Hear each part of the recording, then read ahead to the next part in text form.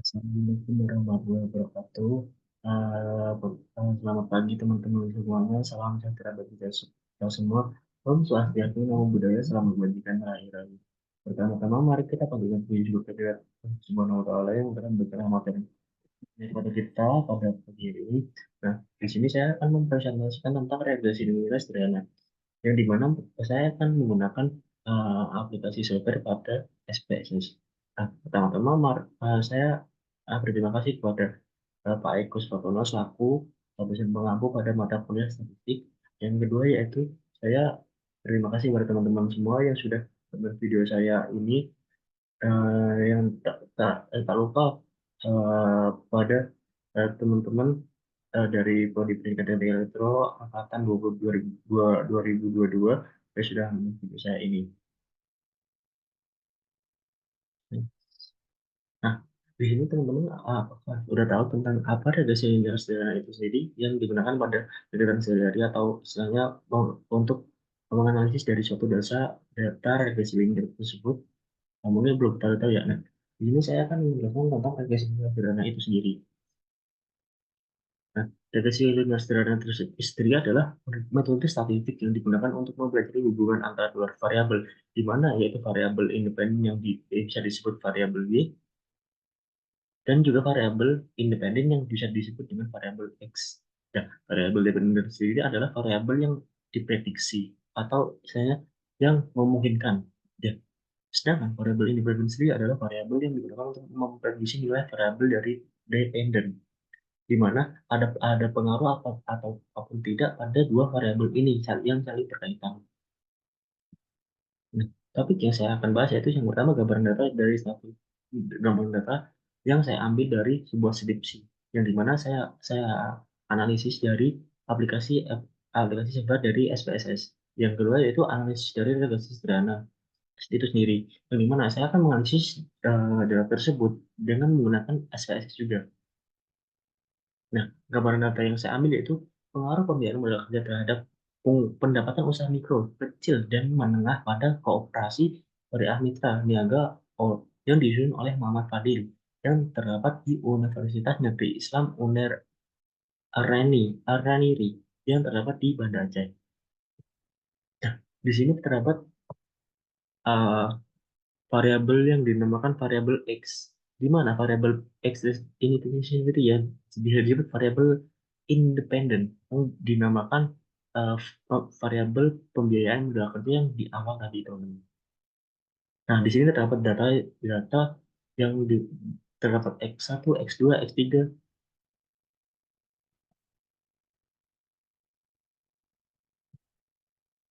Ya, di mana di sini terdapat beberapa modal pembiayaan kerja dari setiap usaha.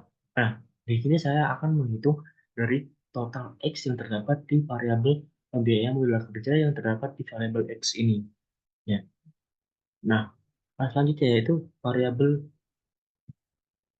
variabel responden dari Y1, Y2, Y3. Yang di mana variabel Y ini, yang ini sendiri eh, pendapatan dari setiap UMKM tersebut. Yang di mana terdapat responden yang saya ambil dari data skripsi tersebut ada Y1, Y2, dan Y3. Dan saya total itu terdapat yang saya ambil dari J pada pada pernyataan setiap responden yang dimana terdapat di data pada CV tersebut. Nah, variabel data yang saya ambil yaitu variabel X dan variabel Y, yang dimana di mana variabel X yaitu pembiayaan modal kerja merupakan dana yang digunakan oleh UMKM untuk membiayai kegiatan operasional. Nah, yang tadi saya sampaikan ya teman-teman, itu berarti kayak misalnya eh, pembiayaan yang digunakan untuk istilahnya bahan baku atau biaya untuk pembayaran gaji atau karyawan gitu. Nah, sedangkan variabel Y ini sendiri yaitu pendapatan UMKM yang dihasilkan dari eh, setiap dia bekerja, dan juga atau merupakan total pendapatan yang diperoleh UMKM dari penjualan produk atau jasa yang dihasilkan gitu. Next.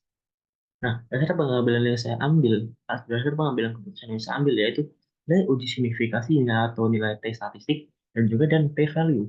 Nilai T statistik apabila kurang dari nilai T tabel, berarti menunjukkan bahwa variabel independen X secara statistik signifikan dalam mempengaruhi variabel dependen, yaitu yang tadi, eh, dana yang dihasilkan, pendapatan yang dihasilkan dari setiap mereka bekerja. Nah, sedangkan nilai P value kurang bila kurang dari 0,05 berarti menunjukkan bahwa terdapat cukup bukti untuk menolak hipotesis nol atau H0 yang menyatakan bahwa tidak terdapat hubungan antara X dan Y pada variabel tersebut. Nah, di sini akan di sini terdapat variabel penelitian. Di sini saya akan mengoperasikan pada SPSS.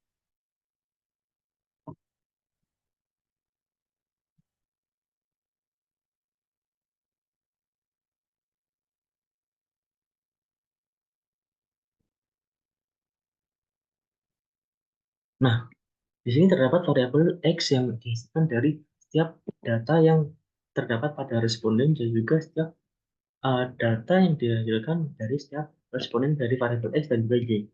Nah, di sini saya akan menganalisis dari setiap data regresi linear terdapat dari data yang terdapat di deskripsi tadi. Pertama-tama kita kan memasukkan data yang terdapat di deskripsi tadi. Contoh yang tadi, misalkan X1 dari hasilnya itu yang dihasilkan dari setiap responden terdapat 48, ini kita masukin semua ke data SPSS terlebih dahulu. Nah, kemudian kita sebelum kita mulai, kita membuka file atau new dengan file data. Nah, setelah itu kita masukkan ke dalam data yang terdapat di deskripsi tadi di SPSS ini. Lalu kita menghitung variabel berapa yang akan kita masukkan. Dan di sini kita dapat menghitung dari saya sendiri ini saya memasukkan sebanyak 40 variabel data yang dimana terdapat variabel X dan juga variabel Y dari setiap data yang saya masukkan. Nah, variabel itu sendiri. Nah, tadi kan terdapat X dan juga Y. Nah, kita bisa juga memberi label pada pembiayaan. Misalkan dari variabel X pembiayaan modal awal atau pembiayaan modal yang terdapat di UMKM tersebut. Dan kedua itu pendapatan yang dihasilkan dari setiap UMKM yang terdapat di responden-responden yang saya ambil dari sisi tadi. Nah, setelah itu kita langsung ke data view lagi. Nah, setelah kita sudah menyelesaikan semuanya yang sudah terdapat di data view dan juga variable view, lalu kita analisis apa sih hubungan dari setiap variable X dan juga variable Y pada data description yang saya ambil ini. Nah, pertama-tama kita langsung ke analyze, lalu cari regression. Nah, kita kan, saya kan, saya akan mencari regresi linear secara sederhana. Klik di regression, lalu klik yang linear. Nah, ini di sini kan tadi kan saya sudah eh, menjelaskan variabel dependen yang mana dan juga variabel independen itu dimasukkan kemana. Kita memasukkan variabel dependen ke yang terdapat di variabel data yang terdapat pendapatan UKM.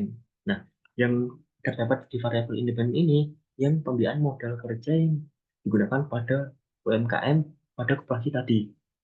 Oke. Eh, Jika kita akan mengetahui plot atau grafik pada itu, kita bisa mengklik ini, plots. Di sini terdapat banyak variabel. Nah, di sini ketika banyak. Nah, saya sendiri nggak akan menggunakan data statistik secara istilahnya tuh grafik. Nah, soalnya kita hanya menggunakan dua variabel. Kalau misalkan kita menggunakan tiga atau empat variabel, kita bisa menggunakan data statistik dari plots untuk mengetahui berapa sih besarnya dari setiap variabel yang saling berhubungan pada data yang kita ambil gitu. Nah, kita berarti close saja.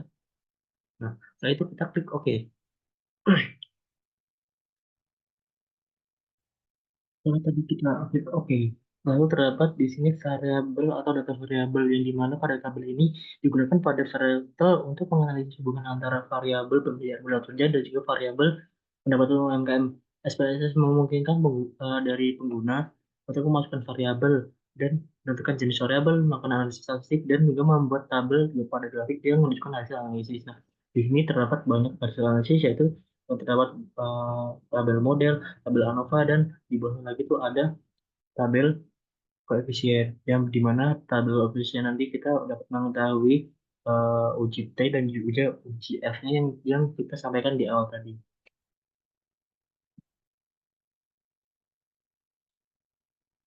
Nah, selain itu, di tabel ini terdapat data tabel yaitu model Sumeri yang dinamakan di terdapat R yaitu 6, 0,610 pangkat A, yang dimana yang dimana R tersebut yaitu koefisien korelasi determinan yang menunjukkan kekuatan hubungan antara variabel independen dan juga variabel dependen.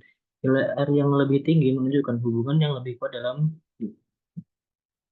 tabel. Nah, di mana nilai R sendiri yaitu 0,610 yang menunjukkan bahwa terdapat hubungan antara cukup kuat antara pembiayaan modal kerja dan juga pendapatan UMKM. Nah, R square sendiri ini adalah presentasi varian atau variabel dependen yang dijelaskan oleh variabel independen, yang dimana nilai R square yang lebih tinggi menunjukkan bahwa variabel independen lebih baik dalam menjelaskan varian variabel dependen. Dalam tabel ini, nilai R square sendiri dapat dihasilkan dengan nilai 0,372 yang menunjukkan bahwa pembiayaan modal kerja menjelaskan 37,2% dari varian pendapatan UMKM.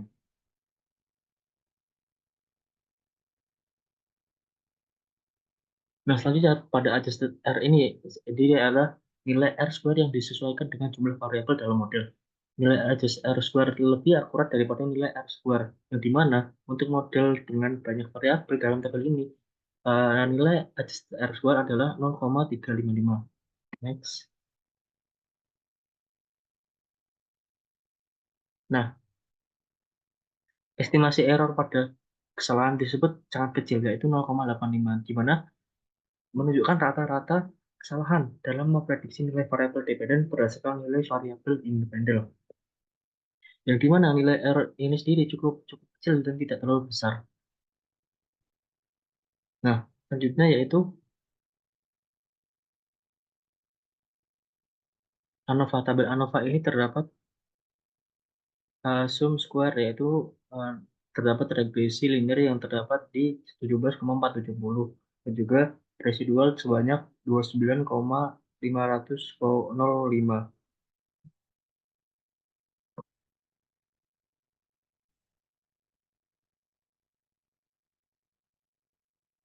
Nilai F sendiri yang terdapat pada tabel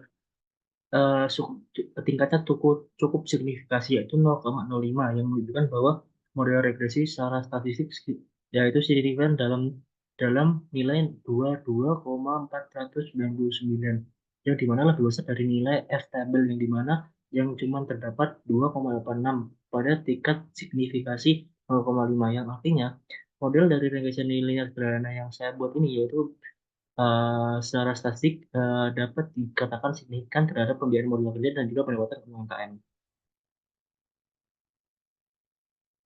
Nah, selanjutnya itu terdapat tabel pada koefisien yang terdapat di data ini, yang dimana tabel ini nilai T yang lebih besar dari nilai T tabel yang signifikasi 0,05 menunjukkan bahwa terdapat perbedaan yang signifikan secara statistik dari antara nilai rata-rata variabel dependen dan juga kelompok dari dua variabel yang saya buat. Nah, dalam tabel ini eh, T sama dengan T merupakan nilai yang lebih besar daripada T tabel yang dimana yang menghasilkan nilai yaitu 6,104, yang dimana lebih besar dari T tabel yang mendapatkan nilai 1,684 pada tingkat signifikasi 0,05, yang artinya terdapat perbedaan yang signifikan secara statistik secara antara nilai rata-rata pendapatan UMKM dan juga antara kelompok yang menggunakan pembiayaan modal kerja dan kelompok yang tidak berguna. Nah, berdasarkan hasil UJT pada data tabel ini, terdapat perbedaan yang signifikan secara statistik nilai rata-rata perbedaan UMKM dan antara kelompok yang menggunakan pembiayaan modal kerja. Artinya, UMKM yang menggunakan pembiayaan modal kerja memiliki pendapatan UMKM yang rata-rata lebih tinggi daripada UMKM yang tidak menggunakannya. Yang di mana dari sendiri bisa digunakan pada rumus untuk mengetahui tersebut bisa menggunakan rumus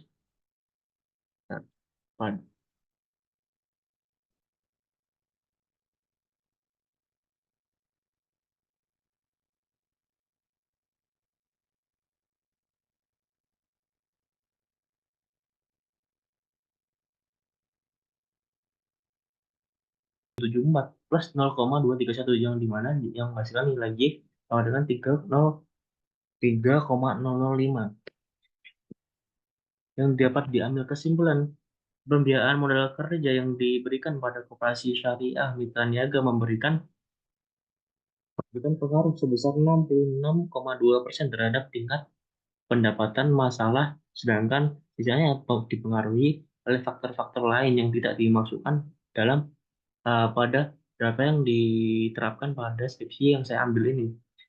Yang dimana pembiayaan modal kerja berpengaruh positif signifikan terhadap tingkat pendapatan nasabah dan nilai nilai dihitung sebesar 5,439 lebih besar dari nilai tabel yang terdapat pada koefisien tadi yang dimana ya terdapat 1,686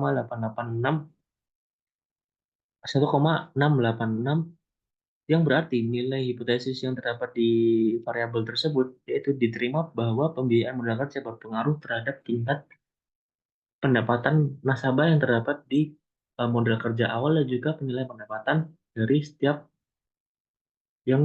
usaha yang dihasilkan dari nasabah koperasi tadi. Mungkin itu saja presentasi dari saya sendiri. Mungkin kurang lebihnya mohon maaf. Wassalamualaikum warahmatullahi wabarakatuh.